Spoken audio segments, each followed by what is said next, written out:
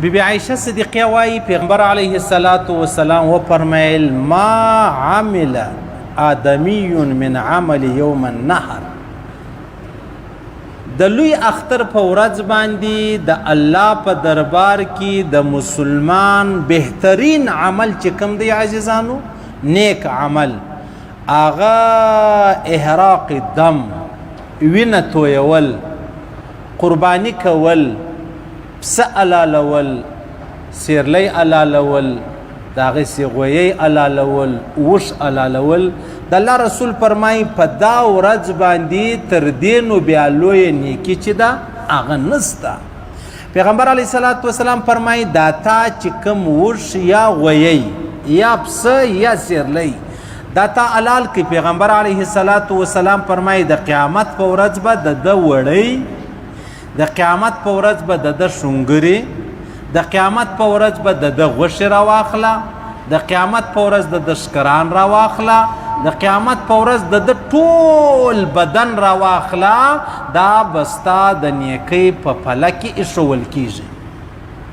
پیغمبر علیه الصلاۃ والسلام فرمایي وایي ته چې دا قرباني کوې په قرباني کې د وش یا غویی یا پسه یا د هغسې مطلب چې بل شی ما ورته علالوو د الله رسول فرمایي پر هر بیشته پر هر بال باندې الله و ما و تا ته یوه نیکي چې دغه راکوي اوس مطلب سیرلی راواخله اوزګړی راواخله پسه راواخله غویی راواخله وش راواخله څونه ډېر وړی چې دي هغه د دې پسه چې دي هغه دي په لکو دي ما او تا دا پسه په 15,000 رانیسو دا قربانی کو د الله رسول فرمایي پر هر بیشته و تا ته الله جلان یې کوي درکوي یا د قیامت په ورځ خبرې خو پرېږده او د الله رسول فرمایي دا ته چې کله دا پسه یا وش علالایې بش دا تا چاړه په غاړه ورکښې شو والله د الله رسول فرمایي وینې لمځه کې ته رسېدلې نه چې الله ستا مغفرت وفرمایي وینې لمځه کې ته رسېدلې نه چې الله رب العزت ستا مغفرت چې دی هغه وفرمایي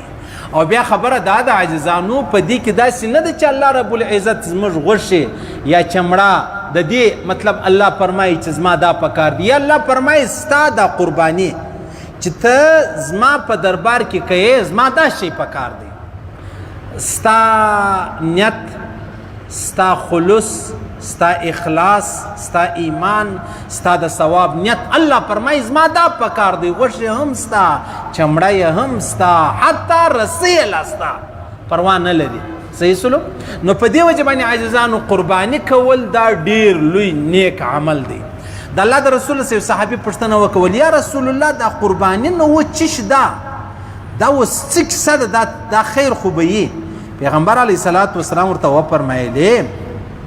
قال أصحاب رسول الله صلى الله عليه وسلم يا رسول الله ما هذه الأضاحي دا وضحية سمعنا دا قربانية سمعنا دا وتسكسة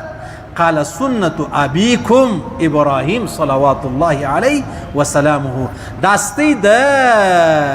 نکاح ستی دا بابا ابراهیم علیه السلام سنت دی لہذا دغه سنت چې دی هغه الله رب العزت د محمد رسول الله په دین کې هم برقرار چې دی هغه وساتي نو په دې وجه د الله رسول فرمایي نو بیا صحابه پوښتنه وکول یا رسول الله فما لنا فيها یا رسول الله نو په دې قرباني کې زموږ د پاره چی شته قال بكل شعره من الصوب حسنه